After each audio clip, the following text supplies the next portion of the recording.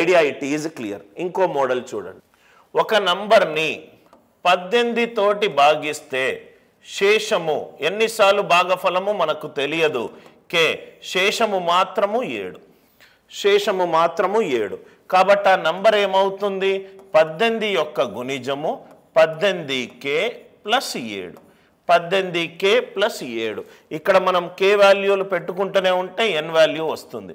k 1 పెట్టుకుంటే 18 into 1 18. 18 plus 7 25. k 2 పెట్టుకుంటే 18 2 36.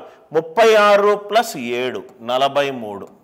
k value 3 పెట్టుకుంటే 54 ప్లస్ 7 61. k వాల్యూ 4 పెట్టుకుంటే 72 ప్లస్ 7 79. అలా మనకు పలు వాల్యూలు వస్తాయి. ఇక్కడ మీరు అబ్జర్వ్ చేస్తే k 1 పెట్టుకోండి. 18 ప్లస్ 7 ఎంత? 25. 25 ప్లస్ 18 43. 43 ప్లస్ 18 61. 61 ప్లస్ 18 79. రైట్. వీటన్ని నంబర్స్ని దేంతోటి భాగాహరిస్తున్నాను? 12 తోటి భాగాహరిస్తున్నాను. 12 తోటి భాగాహరిస్తున్నాను. ఏమవుతుంది? శేషము చూద్దాం. n divided by 12. 12 2 24. శేషం 1. 12 3 36. శేషము 7. 12 5 60. శేషం 1. 12 6 72. శేషము 7. అంటే నాకు 1 శేషం వచ్చింది, 7 శేషం.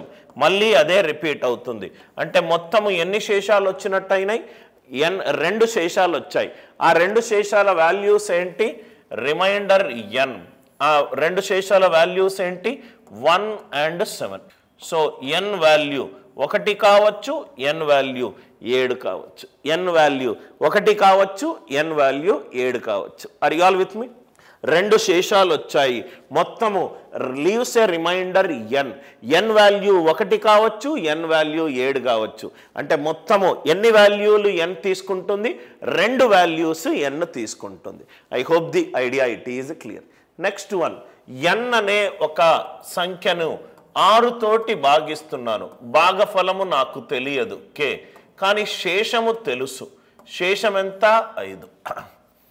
కానీ శేషము తెలుసు 5. కాబట్టి n వాల్యూ ఏమవుతుంది? దేంతోటైతే భాగిస్తున్నాను ఇంటూ భాగఫలము ప్లస్ శేషము. n వాల్యూ ఎంత? 6k plus 5. n వాల్యూ ఎంత? 6k plus 5. క్వశ్చన్ ఏమన్నాడు? 2n తీసుకోమన్నాడు. అంటే దీనిని 2 తోటి లబ్ధం చేయమన్నాడు.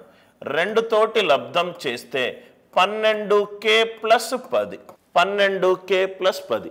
దీనిని దేంతోటి భాగాహారించాలి?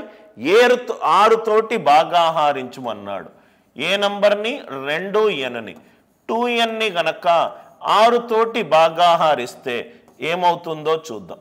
12k plus 10 divided by 6. 12k అనేది 6 తోటి 6 యొక్క గుణిజము. మిగిలింది 10. 6 1 6. శేషం ఎంత సార్? 4.